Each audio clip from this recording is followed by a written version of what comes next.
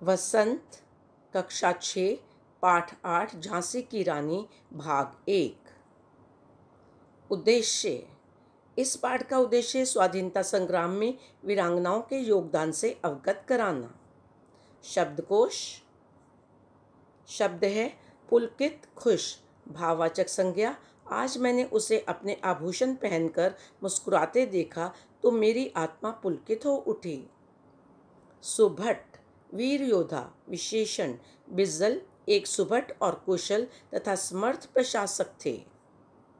स्मारक, याद का चिन्ह। संज्ञा, कुतुब मीनार मुगल बादशाहों की वास्तुकला का स्मारक है। कृपाण, छोटी तलवार। संज्ञा, तुम्हारी कृपाण की दमक मंद नहीं हुई। विषम, वेदना, गहरा दुख। संज्ञा, गरीबी और उसके शारीरिक विकलांगता जैसे विषय और विषम वेदना परिस्थितियों से लड़ते हुए डॉक्टर विश्वेश्वर यादव ने सफलता की अलग कहानी लिखी है। भ्रिकुटी, भो। संज्ञा, फिरंगियों को आता देख रानी लक्ष्मीबाई ने भ्रिकुटी तान ली। छबीली, सुंदर। विशेषण, पूजा अपने नाना की छबीली पोती थी। झांसी की रानी। सिंहासन उठे राजवंशों ने भ्रिकुटी तानी थी। बूढ़े भारत में आई फिर से नई जवानी थी। गुमी हुई आज़ादी की कीमत सबने पहचानी थी। दूर फिरंगी को करने की सबने मन में ठानी थी। चमक उठी सन 57 में वह तलवार पुरानी थी। बुंदेले हर बोलों के मुंह से हमने सुनी कहानी थी। खूब लड़ी मर्दानी वो तो झांसी वाली रानी थी। जब स्वतंत्रता की पहली लड़ाई आरंभ हुई तो भारत के राजाओं में हलचल हुई। उनके सिंहासन हिल गए। राजवंशी अंग्रेजों पर क्रोधित हो गए। गुलामी की वजह से जर्जर बूढ़े भारत में नया जोश उत्पन्न हो गया। अपनी खोई हुई आज़ादी का मूल्य सब लोग समझने लगे थे। वे जान गए थे कि स्वतंत्रता अमूल्य है। इसलिए उन्होंने अंग्रेजी शासकों को भारत से भागने का निश्चय कर लिया था। सन 1857 में भारत की पुरानी तलवार चमक उठी थी। झांसी की रानी उस युद्ध में वीर पुरुषों की तरह लड़ी थी। उसकी यह कहानी हमें बुंदेलखंड के हर बोल में सुनाई देती है। कानपुर के नाना की मुंहबोली बहन छबीली थी। लक्ष्मीबाई नाम पिता की वह संतान अकेली थी। नाना के संग पढ़ती थी वह, नाना के संग खेलती थी। बर्छी, ढाल, कपाल, कटारी उसकी यही सहेली थी। वीर शिवाजी की गाथाएं उसको याद जवानी थी। बुंदेले हर बोलों के मुंह से हमने सुनी कहानी थी। लक्ष्मीबाई कानपुर के नाना साहब की मुँह बोली बहन थी, जिसका बचपन का नाम छबीली था। लक्ष्मीबाई अपने पिता की इकलौती संतान थी।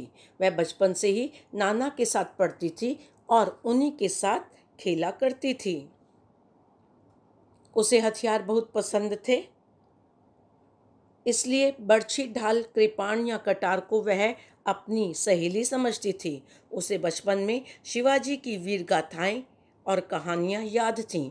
हमने बुंदेले हरबोलों के मुंह से यही सुना है कि रानी लक्ष्मीबाई वीर पुरुषों की तरह बहादुरी से लड़ी थी। लक्ष्मी थी या दुर्गा थी, वह स्वयं वीरता की अवतार। देख मराठे पुलकित होते उसकी तलवार के वार। नकली युद्ध व्यूह की रचना और खेलना खूब शिकार। सैन्य घेरना, दुर्ग तोड़ना, ये थे उसके प्रिय खिलवाड़। महाराष्ट्र की कुल देवी उसकी भी आराध्य भवानी थी। बुंदेले हर बोलों के मुंह से हमने सुनी कहानी थी। लक्ष्मीबाई ऐसी साक्षात वीरता की अवतार थी कि लगता था कि वह लक्ष्मी है या दुर्गा। उसकी तलवारों की चोटें देखकर मराठा खुश होते थे। उसके प्रिय खेल थे नकली युद्ध करना, व्यूह रचना, शत्रु की सेना को घेरना, शत्रुओं के किले तोड़ना और खूब शिकार खेलना। महाराष्ट्र की कुल देवी भवानी ही लक्ष्मीबाई की आराध्य थी। हमने उसकी कहानी बुंदेलखंड के हर बोलों से सुनी थी।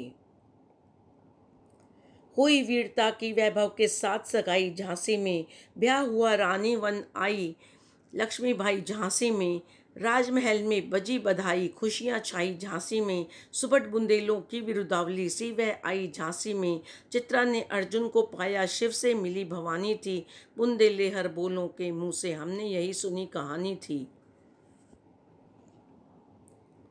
वीरता की मूर्ति लक्ष्मीबाई धन संपत्ति से भरी झांसी में सगाई करवाकर आई। वह विवाह के पश्चात झांसी के राजा गंगाधर राव की रानी बनकर आईं।